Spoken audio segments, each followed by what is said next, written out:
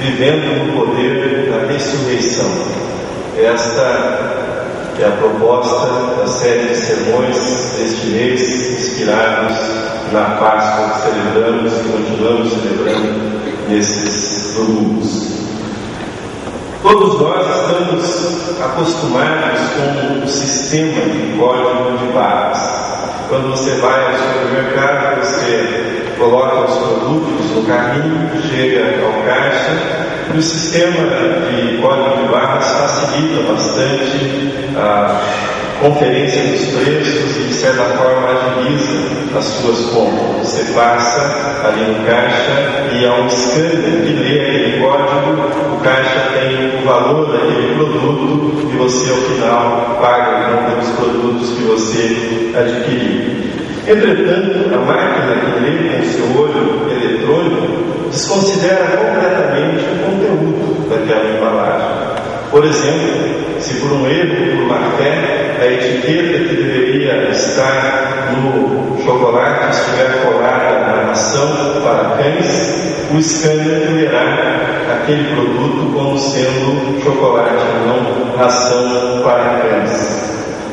Esse tipo de lógica do código de barras e do scanner pode ilustrar algo que acontece na vida cristã em nossos dias. Muitos imaginam que, se estiverem com a etiqueta correta, Deus passará o seu scanner celestial e eles imediatamente receberão o sinal perdoado. Lerá aquela etiqueta, talvez possa ser a etiqueta de batismo ou a etiqueta de ter levantado a mão no apelo do culto, e tudo estará de acordo perante Deus. Quanto ao conteúdo, quanto ao testemunho de vida, quanto à coerência, bem, essa é outra questão. O que interessa nessa perspectiva é ter a etiqueta correta e submeter essa etiqueta a uma avaliação automática da parte de Deus. Esse é um grande engano. É um grande engano porque a Bíblia diz claramente, por meio do profeta Samuel, que Deus não vê como vê o homem. O homem vê o exterior, mas Deus vê o coração.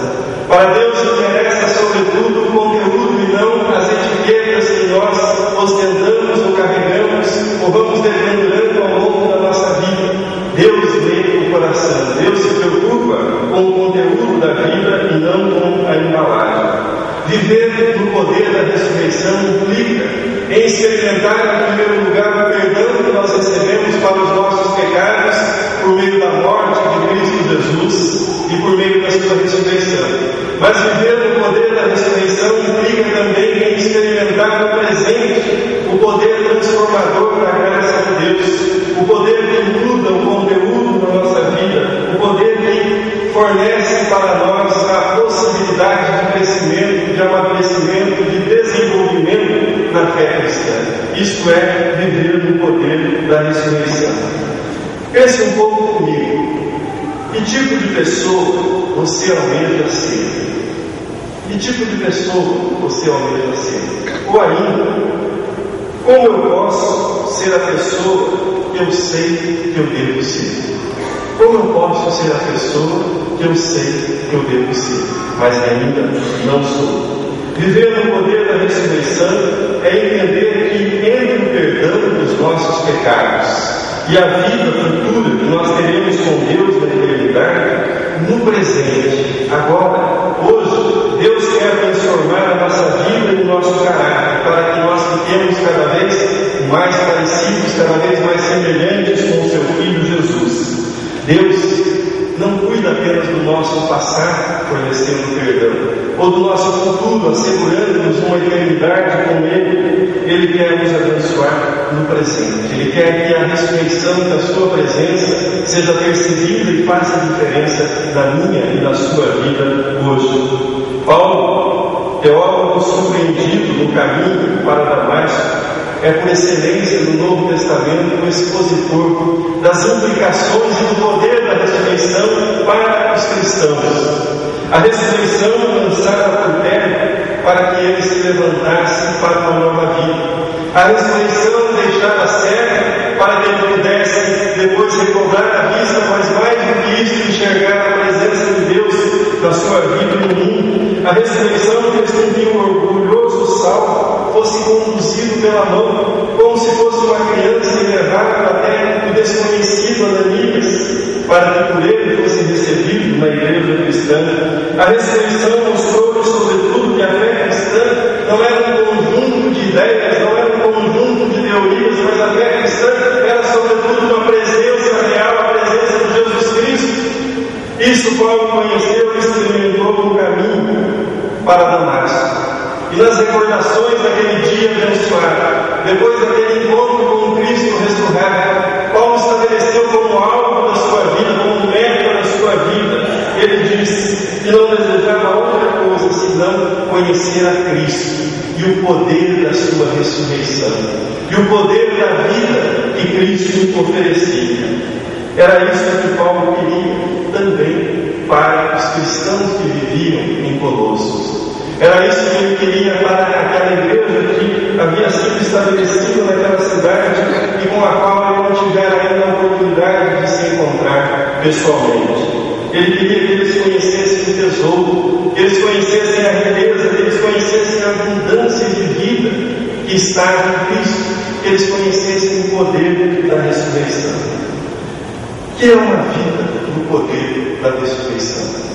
Gostaria de expor isso à luz do texto que nós lemos. Em primeiro lugar, é uma vida que conhece e experimenta o poder da ressurreição. É uma vida centralizada na pessoa de Jesus. É uma vida organizada em torno da pessoa de Jesus. O apóstolo Paulo diz: portanto, se fostes ressuscitados juntamente com Cristo, buscai as coisas lá do alto, onde Cristo vive, assentado à direita de Deus. Trata-se de um ato já realizado. Trata-se de algo que Deus já fez por nós. Nós não realizamos isso. Nós não conquistamos a ressurreição. Assim como nós estávamos na cruz com Cristo e fomos perdoados na cruz, também é um ato de Deus nos ressuscitar para uma nova vida. É um ato realizado por Deus. Nós não fazemos isso, nós não conquistamos a ressurreição. Antes somos ressuscitados juntamente com Cristo. Agora observem a seguinte ordem. Porque fomos ressuscitados, nós podemos buscar as coisas do alto. Porque nós somos ressuscitados, nós podemos ocupar os nossos pensamentos com as coisas do alto. Vejam que isso é um resultado, é uma consequência da ressurreição. Uma vez que vocês foram ressuscitados, pensem nas coisas que são do alto. Uma vez que vocês foram ressuscitados, busquem as coisas do alto. Paulo não nos diz: pensem nas coisas do alto para que vocês alcancem uma nova vida. Não é o ato, o esforço humano que produzirá a nova vida. Esse é um ato de Deus, um ato soberano e gracioso de Deus. Mas o que é esse pensar nas coisas celestiais? O que é esse pensar nas coisas celestiais? Para todos nós que fomos forjados num cristianismo preocupado com as questões sociais, pregando o engajamento social, a transformação da sociedade, esse versículo soou sempre como um texto escapista, como um texto que poderia servir de refúgio para que nós não assumíssemos as nossas obrigações com as coisas terrenas. Buscar as coisas lá do alto, pensar nas coisas lá do alto e não nas que são aqui da terra, não é um mandato para alienação.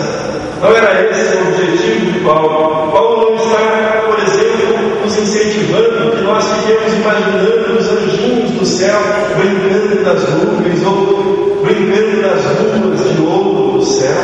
E com isso nós fujamos das nossas responsabilidades e dos problemas que nós temos neste mundo. A razão do texto é muito clara. Paulo diz: pensem nas coisas celestiais, porque é lá que Cristo está. É lá que Cristo está assentado. É lá que Cristo vive na sua glória. Com isso, Paulo está dizendo para nós que nós não deveríamos nos alienar, fugir, mas concentrar o nosso pensamento e a nossa atenção em Cristo.